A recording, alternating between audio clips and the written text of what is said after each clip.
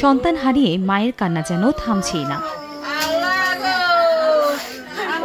রবিবার বিকেলে শ্যামপুর দক্ষিণ বালুরচর এলাকায় বাড়ির আঙিনায় বন্যার পানিতে শিশু সাদিয়া, খাদিজা, রিমা সহ গোসল করতে নামেন তরুণী দিশা ও গৃহবধূ রোকসানা।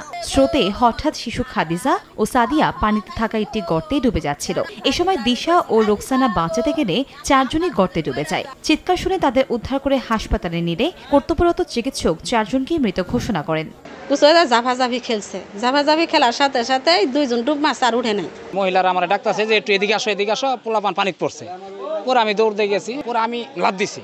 লাফ দিয়া মানে আপনার এই 1-150 গজ দূরে গেছি।